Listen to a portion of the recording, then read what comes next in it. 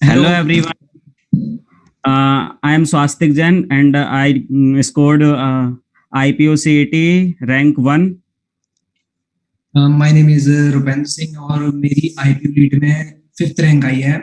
और जैसा कि मैं बता सकता हूँ कि जो 5th रैंक आई है तो इसके पीछे काफी जनों की मेहनत रही, मेरी रही और मेरे साथ के दोस्त स्वस्तिक की रही जो अभी भी हमारे साथ लाइन पे है, और हमारे सारे जीसीसी के फैकल्टीज की रही, क्योंकि इन्होंने हमें बहुत ज्यादा सपोर्ट किया। क्योंकि हर चीज में जहां भी हमें जैसे जरूरत हुई, क्योंकि हम जब जाते हैं किसी कोचिंग में पढ़ने तो फिर जैसे हम खुद पढ़ रहे हैं तो हमें सारी गाइडेंस नहीं मिल पाती, बट जब हम कोचिंग गए तो वहां पे हमें सारी गाइडेंस मिली। कि जैसे गोपाल सर हमारे फैकल्टी थे रीजनिंग के, तो उन्होंने बहुत बेहतरीन पढ़ाया, हमको किसी भी चीज में कोई दिक्कत नहीं होनी थी।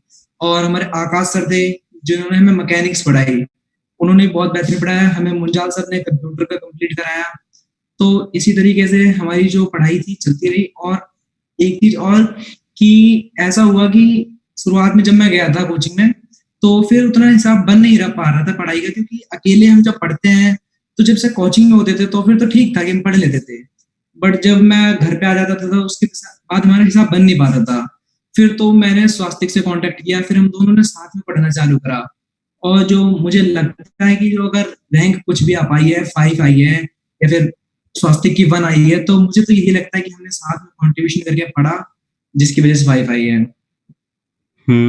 इसीलिए तो फायदा होता है कि हम शेड्यूल बना के पढ़े, फॉलो करके पढ़े तो फायदा होता है। अगर हमारे पास कोई पार्टनर हो साथ में पढ़ने वाला तो बहुत ही बेनिफिट रहता है। ऐसे ही हाँ अगर कुछ भी पढ़ना है तो पहले तो हमें ना सबसे पहली बात है कि हमारे पास कोई पार्टनर होना चाहिए। अगर एक्सपीरियंस की बात है तो हमारे एक्सपीरियंस के अकॉर्डिंग तो यही है कि कोई पार्टनर मिल जाए। तो बात यह है कि अगर हमें कुछ समझ में नहीं आ रहा तो हमारा पार्टनर हमें समझा सकता है। बिल्कुल, जैसा कि स्वास्तिक और हमने ऐसा कर दिया था कि भाई हम डायरी फॉलो करते थे। तो मेरे को ध्यान है कि हमने जनवरी की स्टार्टिंग से, है ना स्वास्तिक, शायद जनवरी हाँ, की जनवरी से स्टार्टिंग से हमने स्टार्ट कर दिया था। हमने शेड्यूल बना लिया था। हम उस दिन जनवरी के दिन हम जानते थे कि अगले महीने हमारा क्या सिलेबस खत्म हो जाएगा, अगले महीने तक हम हाँ, कितना करेंगे। और जैसा कि आप लोगों को पता है हम दोनों ही 5th बैच से हैं। जैसा कि सबको हाँ, लगता है कि 5th बैच बहुत लेट ज्वाइन स्टार्ट हुई है तो अब इसमें कुछ कर नहीं सकते, हम सब कुछ कैसे कवर करेंगे, ऐसा कुछ नहीं होता।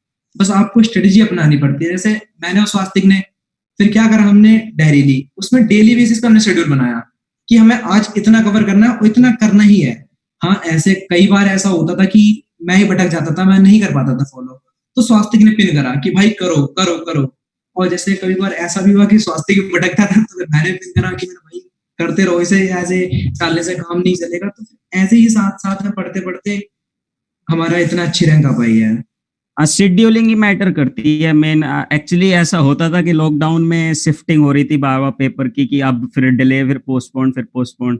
तो इसीलिए मोरल डाउन हो जाता है बिल्कुल कि पढ़ना ही नहीं है, अब तो बंद कर दो। बस यही है कि पहली बात तो पढ़ने के लिए सबसे सिंपल तरीका यह है कि पहले तो वो सब चीजें पढ़ लो जो सबसे ज्यादा स्कोरिंग हो, जैसे कि रीजनिंग। हमारी तरफ से तो एडवाइस रहेगी कि रीजनिंग ऐसी कर लो प्रिपेयर कि उसमें से 100% स्कोर हो जाए। और फिर बाद में आती है मैकेनिक्स भी इसीलिए आसान है क्योंकि उसमें न्यूमेरिकल क्वेश्चन तो बहुत ही रेयरली देखने को मिलेंगे।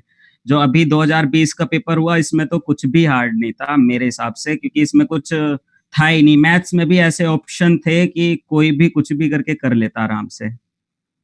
भाई तो बात है, मैकेनिक्स इतनी इजी आ गई थी, जैसा कि लेवल मैंने सोचा नहीं था कि मैकेनिक्स इतनी आसान आएगी। ये सच में कम से कम नहीं तो जैसे अगर उसमें 25 क्वेश्चन आए हैं तो ऐसे है कि तो 20-22 क्वेश्चन तो मैं जीसीसी की बुकलेट में टिक कर सकता हूँ कि हाँ यही क्वेश्चन है। सेम हाँ, क्वेश्चन थे बिल्कुल। ऐसा हुआ था कि आईपी मतलब जब पेपर सेट हुआ था मुझे नहीं लगता कहीं से कुछ दिमाग बना के अलग से क्वेश्चन करे गए थे। जो क्वेश्चन ऑनलाइन थे वेबसाइट्स पे सिर्फ वही उठा के डाले गए, और वही उन्हीं सब चीजों को कंट्रीब्यूट हमारे जीसीसी की बुकलेट से मिलता है। हाँ, अगर किसी बंदे ने सीआरटी और ये सारे टेस्ट टेस्ट जितने भी हैं सारे अटेम्प्ट एक बार भी कर लिया और जीसीसी की थ्योरी पढ़ ली तो 100% पेपर उसमें से मिल जाएगा, 100%। हाँ बिल्कुल, और क्या। कंप्यूटर में तो जनरल क्वेश्चन बिल्कुल ऐसे आते हैं कि अगर तुम्हारे पास ल्यूसेंट की जनरल बुक है और उसे तुमने पढ़ लिया तो वो बिल्कुल ही बेहतरीन है रहेगा। बिल्कुल। और जैसे कि अगर बात करिए स्कोरिंग सब्जेक्ट की तो वो तो हम सभी जानते हैं कि रीजनिंग हो गई, मैकेनिक्स हो गई, और बाकी कंप्यूटर फिजिक्स केमिस्ट्री इसमें कर लेते हैं। हाँ, मैथ का पोर्शन वैसे हमेशा थोड़ा हाई पड़ता था, बट जो इस बार की मैथ आई तो वो तो सच में कि क्या ही बताई जाए कैसी मैथ आई थी, कि जिस लेवल में हम पढ़ के गए थे उसके हिसाब से उस लेवल की मैथ नहीं आई थी। तो मतलब तैयारी करो, सही है।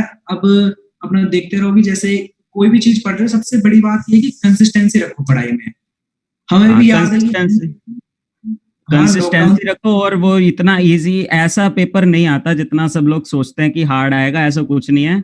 रीजनिंग में मेन टॉपिक्स ये है, नंबर सीरीज से सबसे ज्यादा क्वेश्चन आते हैं, सबसे ज्यादा। और फिर आ जाता है ब्लड रिलेशन से, क्लॉक वाले से। ये तीन तो इंपॉर्टेंट ऐसे हैं कि ये तो अच्छे से आने चाहिए। और नंबर सीरीज तो ऐसा टॉपिक है जिसमें से तो आप जितने क्वेश्चन प्रैक्टिस कर पाओ कर लो, क्योंकि वहां ऐसा हाँ होता है करते वक्त कंफ्यूजन बहुत होती है, अगर प्रैक्टिस है तो ही कर पाओगे।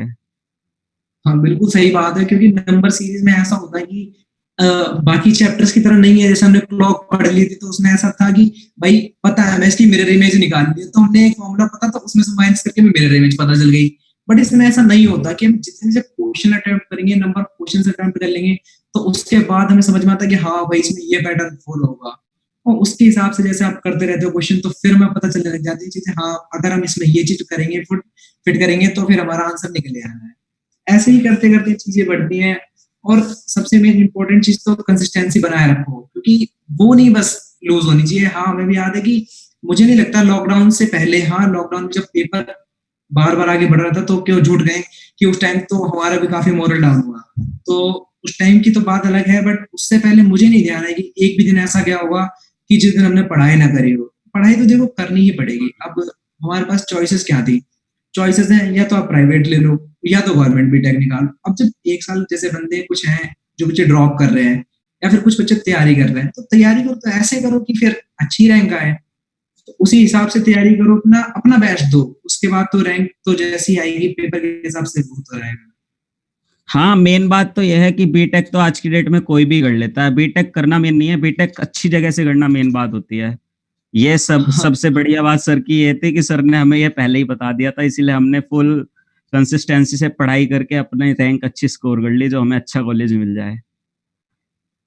बिल्कुल सही कह रहे हो। असल में इंजीनियरिंग तो आजकल बच्चे 250 गज के कॉलेज से भी कर रहे हैं, बट वो मैटर हाँ नहीं करता। तो थोड़ा एक जब रेप्यूटेड कॉलेज होता है तो ऐसा होता है कि चांस देखिए बाहर से भी देखा जाए कि तो जॉब लेना कोई इतनी आसान बात नहीं है। हम कह तो देते हैं कि हाँ भाई हम टायर 3 कॉलेज से हैं तो हम आराम से प्लेसमेंट उठा लेंगे, बट ऐसा नहीं होता। उसके लिए आपको जितना ज्यादा हार्डवर्क करना पड़ेगा वो आप ही जानते हो और हम जानते हैं। क्योंकि अब देख लीजिए, ऐसा है कि अगर आपने अभी थोड़ी मेहनत कर ली, आप किसी टायर 1 कॉलेज में चले गए, और अगर नहीं करी तो टायर 3 में पहुंच गए। अब अंतर इतना हो जाएगा कि भाई आपको एक बाल्टी पानी लेना है। अब जैसे तुम टायर 1 कॉलेज में जिसकी प्लेसमेंट अच्छी जाती है, तो तुम जाओगे बाल्टी नदी में से भरी लेके आ जाओगे।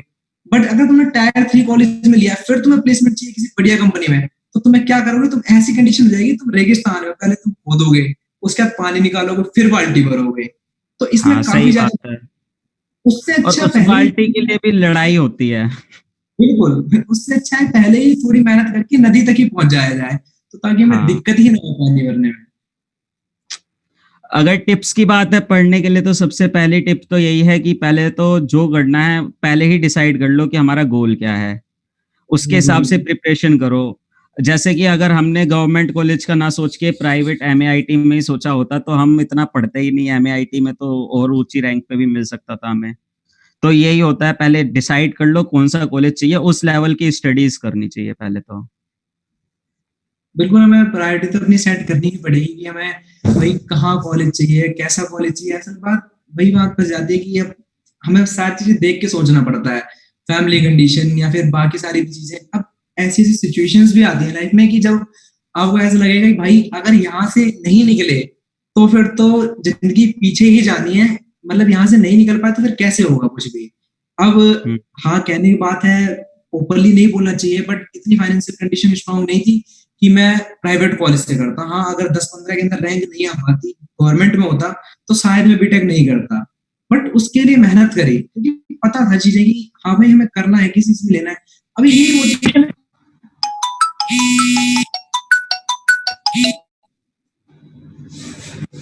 अब यही सेम मोटिवेशन एमआईटी वालों के लिए हो सकता है, जिसको एमआईटी लेना है। अब उसकी कोई दिक्कत नहीं है, जैसे जिसको एमआईटी लेना है तो वो उसी हिसाब से पढ़ेगा। एमआईटी को कोई हाँ बेकार कॉलेज नहीं है, जिसके पास फाइनेंशियली स्ट्रांग है वो MAIT के लिए जाएगा और उस हिसाब से पढ़ेगा अपना। अब तो मेरे हिसाब से ना जिसे भी अच्छा कॉलेज चाहिए उसे अब से ही स्टार्ट कर देना चाहिए, क्योंकि वैसे भी आजकल ये अंबेडकर कॉलेज हो गया और ये चौधरी ब्रह्म प्रकाश, वैसे भी ये NSUT के कैंपस हो चुके हैं, तो इसमें ऑलरेडी कंपटीशन बहुत ही अप होने वाला है। इसीलिए यही प्रेफरेंस रहेगा कि आप लोग अच्छे से पढ़ाई करें, और सबसे ज्यादा स्कोरिंग सब्जेक्ट ये रहेगा कि आप रीजनिंग कंप्लीट अच्छे से कर ले, मैकेनिक्स कर ले, और बेसिक जनरल जो हमारा फिजिक्स, केमिस्ट्री और उसमें कंप्यूटर में से आता है वो कर लें। सबसे और अच्छी अगर इस परफॉर्मेंस। टॉपिक ही जानना है तो असल बात यह है कि स्टडी करो तो देखो ऐसा है कि सिलेबस देखा जाए तो बहुत है और कुछ देखा जाए तो नहीं भी है, क्योंकि आपको अगर आप टॉपिक खत्म करते चलते ना, ऐसे मत करो कि हाँ हमने 2 बुक्स उठा ली, 3 बुक्स उठा ली, भाई हमने लूसेंट यहाँ से भी कंप्यूटर पढ़ रहे हैं, वहां से भी कंप्यूटर पढ़ रहे हैं, ऐसे नहीं करना। पहले टॉपिक उठाओ, टॉपिक है क्या उसके बारे में समझो। पहली बात तो आपको जिस फैकल्टी में पढ़ाया जाएगा सारी चीजें, उसके बाद भी अगर कोई चीज आपको नहीं मिलती है या फिर किसी चीज में कमी लगती है, आपको नहीं समझ में आ रही, तो भाई और भी रिसोर्सेज है, ऑनलाइन जाओ, ऑनलाइन पढ़ो, यूट्यूब से पढ़ो, उसकी हेल्प लो, वहां से हेल्प लेके टॉपिक खत्म करते चलो। हमने क्या था, सिलेबस मिलता है जिस चीज में, तो उसमें ही पहले टिक लगा लिया भाई कि ये टॉपिक है, ये हमें निकालना है, तो हमने टॉपिक वाइज खत्म किया। भाई नंबर सिस्टम हमने खत्म किया, अब नंबर सिस्टम के बाद फिर हम ढूंढेंगे क्वेश्चंस कि कहाँ कहाँ उसके क्वेश्चंस मिले हमें, तो हमने जहां जहां भी क्वेश्चन मिले हमने वहां से क्वेश्चन करे। पहली वही बात होता तो है जीएसटी की बुकलेट में ही बहुत सारे इनफ क्वेश्चन है, वो भी क्वेश्चन प्रैक्टिस कर लो, बहुत है, 300-400 को तो क्वेश्चन ही है उसमें, एक एक है, टॉपिक है। इसके बाहर क्वेश्चन अगर उतने भी कर लेते हो तो आपका माइंड वैसे ही भूल जाएगा कि कैसे चलाना है, कैसे पढ़ना है और करने कैसे, क्वेश्चंस कैसे करने हैं, अटेम्प्ट कैसे करना है, सारी बात तो इसी की फंस जाती है। और टाइमिंग का इतना बड़ा कोई इशू नहीं रहा, क्योंकि इस बार आप देख लीजिए जैसे कि 100 क्वेश्चन आए थे और हमें मिनट मिले थे टोटल 150। तो पहले जो हुआ करता था डर कि हाँ भाई आईपीओ में टाइमिंग नहीं मिलेगी, टाइमिंग नहीं मिलेगी, कैसे ये पर मिनट क्वेश्चन, उसके चक्कर में ज्यादा टेंस नहीं होना। जैसा इस बार पैटर्न रहा कि उम्मीद है कि अगली बार भी वैसा ही रहेगा कि हमें 100 क्वेश्चन आए और 150 मिनट्स मिले, और उस मुकाबले पेपर कोई ज्यादा टफ नहीं था, बट फिर भी टफ अगर भी टफ नहीं नहीं था, था तो हमें एक्यूरेसी पे बस ध्यान देना है, बाकी कुछ नहीं है, बाकी बस एक्यूरेसी पे ध्यान दो, कंसेप्ट समझ में आ जाएंगे तो 99% गलत होने का कोई हिसाब ही नहीं बनता।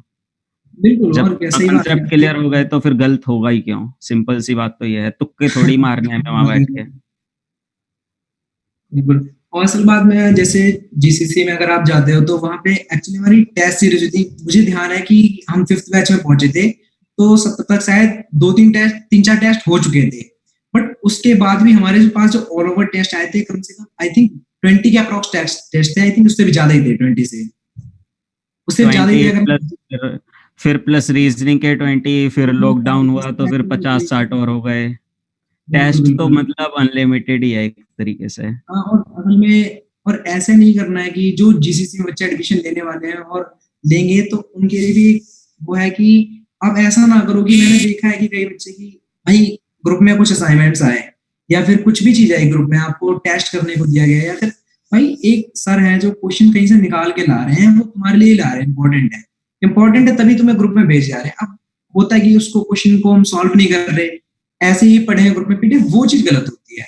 आप सॉल्व हाँ करो, आपको अगर दिक्कत हो रही है एक साथ में, ऐसी कोई बात नहीं है, आपके आप पार्टनर ढूंढोगे तो साथ में पढ़ने वाले बहुत मिल जाते हैं, तो आप किसी के साथ पढ़ो, कंटिन्यूस बेस पे स्टडी करो, फिर उसके हिसाब से जैसे मैंने और सात्विक ने मतलब साथ में ही स्टडी करी, जब से करी फिर शायद कोचिंग जाने के बाद 1 महीने तक हमने सेपरेट स्टडी करी थी, उसके बाद तो हमने साथ में स्टडी करी। 80% तो सिलेबस साथ में ही हुआ था हमारा। साथ में हुआ था तो उससे फायदा ये हो सकता है कि असल बात ये हो जाती है कि अब हमने कुछ चीज मुझे आती है, कुछ स्वास्थ्य को, स्वास्थ्य कंप्यूटर का था, मैं मैकेनिकल का था, तो जो चीज स्वास्थ्य को अगर मैकेनिक्स में दिक्कत हुई तो मैंने हेल्प करी, और मुझे कंप्यूटर में हुई तो इसने हेल्प करी। अगर हम दोनों से ही नहीं हुआ तो भाई हमने ग्रुप पे करा। सबसे अच्छी बात तो जीसीसी में ये फंस जाती है कि आप जब जाते हैं तो वहां पे जीसीसी में टोटल बच्चे पढ़ते हैं 350-400 बच्चे आ जाते हैं हर साल, और जबकि हमारी बैच में अप्रोक्सीमेटली आई थिंक 70 थे, कितने 60 प्लस। 60+ बच्चे थे। तो उसी बैच में आप क्वेश्चन डालो और कोई ना कोई सॉल्यूशन करके आपको भेज देता है, और बाकी बहुत चीजें हैं, मैथ्स के क्वेश्चन नहीं आ रहे आप डाउट नेट पे सर्च कर लो, बस आपको फोटो स्कैन करनी है, सिंपल फोटो स्कैन करो आपके पास सॉल्यूशन आ गया। आप करो तो रिसोर्सेज तो बहुत मिलेंगे, आपको बस करना रिसोर्सेज पड़ेगा। तो बहुत इतनी अनलिमिटेड है कि आप पूरे 24 घंटे भी दोगे तब भी आप कभी कवर नहीं कर पाओगे कुछ भी चीज, रिसोर्सेज इतनी तो चले रिसोर्स। जाता है, तो ऐसे मेन प्लान चीज ये नहीं है, है। अगर आपने जीसीसी ज्वाइन की ना, तो सबसे मेन चीज ये है कि आप जो डाउट बच्चों के आते हैं वो जरूर सॉल्व करो, क्योंकि वो डाउट आ रहे हैं तो वो अपने आप में तो कुछ ना कुछ तो होंगे ही, जब किसी से आ रहे हैं वो डाउट, तो वो अगर करोगे तो आपको बहुत ज्यादा फायदा होगा। बिल्कुल डाउट्स जरूर सॉल्व करने चाहिए। एक बार को क्वेश्चन आप स्किप कर सकते हो, बट डाउट्स नहीं, क्योंकि जो डाउट्स हैं वो किसी ना किसी बंदे के डाउट्स हैं, तो वो फंसा है कहीं ना कहीं उसमें, कुछ ना कुछ तो ऐसी हाँ चीज हुई होगी ना कि जिसमें वो फंसा है। तो इसी वजह से उसका डाउट्स है, तो फिर हमें उसी को क्लियर करना चाहिए, उसको तो जरूर ही करो। और हो जाता है तो तुरंत ही सॉल्यूशन भेजो, ग्रुप में भेजो, या फिर उसको पर्सनली आप टेक्स्ट कर सकते हो। आपको ग्रुप में नहीं डालना, मैंने पर्सनली टेक्स्ट करके उसको भेजो क्वेश्चन। इससे क्या होगा कि आपको एक तो क्वेश्चन सॉल्व करने को मन करेगा, क्योंकि जैसे ही आया। एक चीज, एक और भी चीज होती है, जैसे ग्रुप में एक फास्ट रिप्लाई का भी बहुत वो होता है। जैसे ग्रुप में क्वेश्चंस आए, आपकी वो होड़ रहेगी कि हाँ मैं सॉल्व करके फास्ट भेजता हूँ ताकि मेरा इंप्रेशन अच्छा बढ़े। तो उस चक्कर में भी होता है, आप क्वेश्चन सॉल्व करने लग जाओगे, आपको पता भी नहीं चलेगा कि हाँ वही क्वेश्चन आ रहे हैं। अब शुरुआत में गई तो भाई ब्लड रिलेशन पढ़ी हमने, नंबर सिस्टम पढ़े, शुरुआत में थोड़ी समझ में आता था। मिसिंग कैरेक्टर वाले ऐसे क्वेश्चन आते थे कि उसमें स्टार बना दिया भाई, अब उसमें कहीं 36 लिखा है, कहीं 35 भी कुछ लिखा है, अब अगला नंबर ढूंढो। अब ऐसे जिसने करे ही नहीं है वो देखेगा तो उसे तो साफ ही लगेगा भाई हो क्या रहा है। बट जब आप एक बार हाँ, ये उसमें तो है ही। उसको ढंग से कर लो तो फिर तो सारी दिक्कतें दूर हो जाती हैं। हम्म। यही बात होता है प्रैक्टिस का, प्रैक्टिस करोगे तो सारे पैटर्न समझ में आ जाएंगे, फिर तो आप क्वेश्चन करना क्या, क्वेश्चन बना सकते हो फिर। बिल्कुल सही बात है। और और मैंने कई लोग कहते हुए सुना है कि रैंक मैटर नहीं करती, भाई मैटर करती है रैंक। ऐसी बात नहीं होती ला कि के रैंक तो मैटर। देखो। हाँ लाओ, फिर कि अपने आप पता चलता है। बिल्कुल, असल बात यह है कि रैंक मैटर करती है आपको। अब पढ़ रहे हैं तो इसीलिए तो पढ़ रहे हैं ताकि हम अच्छी रैंक लाएं, अच्छा कॉलेज लें, अच्छे कॉलेज में जाके सेटल हो। हाँ, आप उस हिसाब से पढ़ रहे हो कि आपको कोई अलग कॉलेज चाहिए, तो फिर वो आप अलग अलग पर्सपेक्टिव होते हैं सबके। जिसको जैसा पसंद होता है वो उस हिसाब से पढ़ता है, जिसको कोई अलग चीज के लिए भी टाइम निकालता है। ऐसी कहनी बात होती थी कि हमारी मेरी कोचिंग जो पढ़ती थी, तो मेरे घर से मान लो मैं बदरपुर रहता हूँ, तो बदरपुर से मुझे कम से कम नहीं तो 2 घंटे लग जाते थे जाने जाने में। अब मैं जाता था, फिर वहां कोचिंग ली, फिर मैं घर भी आता था, उसके बाद भी स्टडी करी। क्योंकि हम एक्सक्यूज नहीं दे सकते, क्योंकि अभी तो एक्सक्यूज दे देंगे बट आगे का पता नहीं रहता क्या होगा। मैंने ऑटोमोबाइल से बीटेक हम्म। कर डिप्लोमा किया मैंने ऑटोमोबाइल से, उसके बाद मैं आ गया है, तो फिर आगे कुछ ऑप्शन नहीं दिखा मेरे को, क्या करूं क्या करूं। जब समझ में नहीं आया कि जब ऐसी कंडीशन में आगे फंस जाते हैं कि फिर उसके आगे कोई राह नहीं दिखती। जॉब करके नहीं फंसना था, अभी कुछ आगे पढ़ के और पढ़ना था, आगे पढ़नी थी चीजें।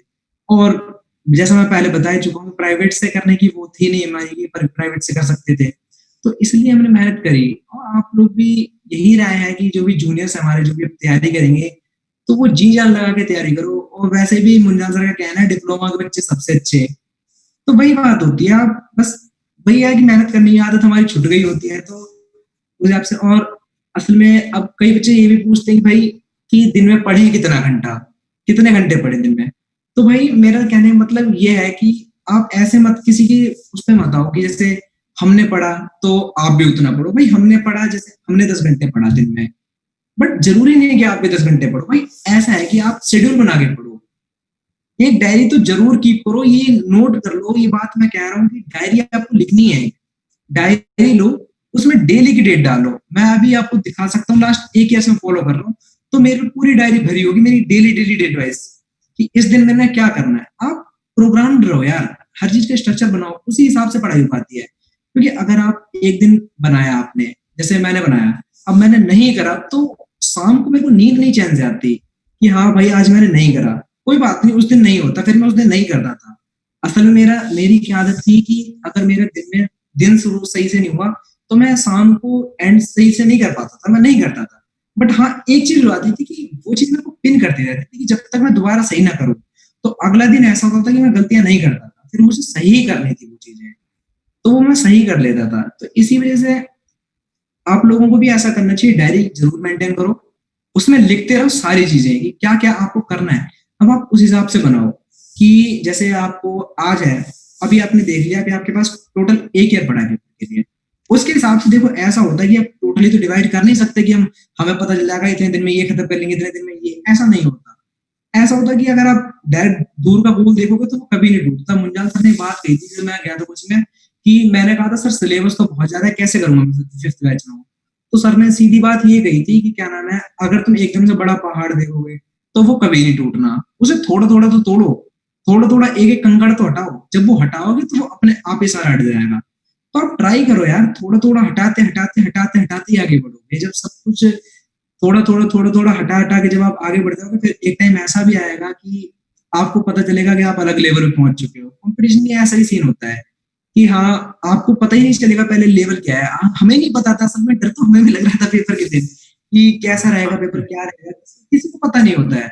अब पेपर दिया तो डर तो सबके अंदर था कि भाई कैसा रहेगा कैसा नहीं, बट एक हाँ एक हिम्मत होती है कि हमने पढ़ा है, तो आप उसी चीज करके जाओ, अपने एफर्ट लगाओ और जो अपने शेड्यूल बेस्ट एफर्ट लगाओ बस। बिल्कुल, जो शेड्यूल बनाया है उसे जरूर खत्म करो। टाइम चाहे उसमें आपको 14 घंटे लग रहे हैं तो आप दो, लेकिन जो आपने लिख दिया तो वो आपकी पत्थर की लकीर होनी चाहिए, क्योंकि वो स्किप नहीं होना चाहिए, पोस्टपोन बेशक चल जाए कभी कभी, स्किप बिल्कुल कभी मत करो बस उसे। वो कमिटमेंट चीज टूटनी नहीं चाहिए।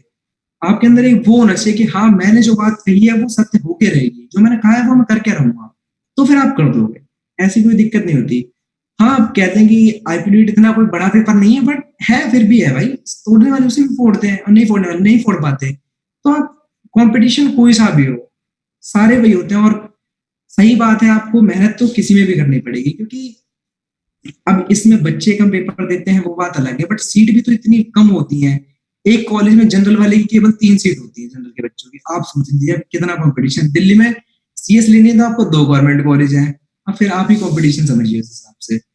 और फिर सीएस वाले सीएस लेते ही है, फिर अदर ब्रांच वाले भी सीएस लेते हैं, तो कंपटीशन सोच लो कितना होता है। ज्यादा लेती हाँ, अदर अगर सीएस वाले 50 है तो अदर वाले 60 हैं। ये हाँ रेशियो चलता बिल्कुल, है हर बार। नहीं ये होता ही है ऐसा, असल में ऐसा होता ही है। और जैसा भी है आप पढ़ाई कीजिए, बाकी सब सही रहेगा। और बाकी अगर आप कोचिंग में जाते हैं तो इतना तो है कि आप मेहनत करेंगे तो फिर आपको सफलता जरूर मिलेगी।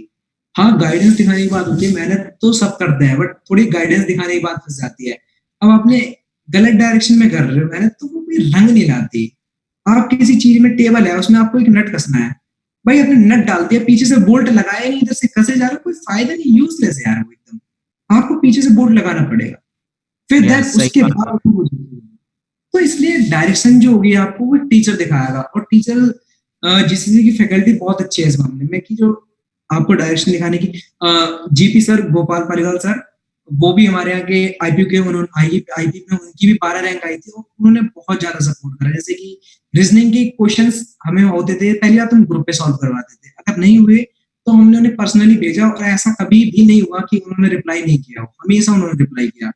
आकाश सर, ऐसे उन्होंने ही बताया आकाश सर का था, ऐसे ही आकाश सर का था। सर का तो 10 मिनट के अंदर अंदर सॉल्यूशन आ जाता था, अगर वो सर ऑनलाइन है तो। एफिशिएंट वे में वो सही समझाते भी थे। अब हम्म। वही है कि अब उन्होंने मतलब, और जो भी रैंक आई है हम दोनों की, तो जीसीसी की सारी फैकल्टी को थैंक्स बोलते हैं कि हाँ जी। हमारी इतनी मदद करी आप लोगों ने रैंक और लाने में। हमारी तरफ से रिकमेंडेड यही रहेगा कि आप ज्वाइन करें, सबसे बेस्ट। बिल्कुल श्योर, आप ज्वाइन करके तो देखिए। नहीं वैसे कोई वही नहीं है इसमें, बुराई कुछ है ही नहीं ज्वाइन करने में।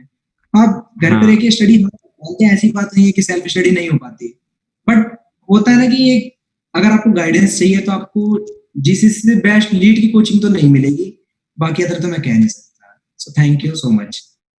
Thank you so much.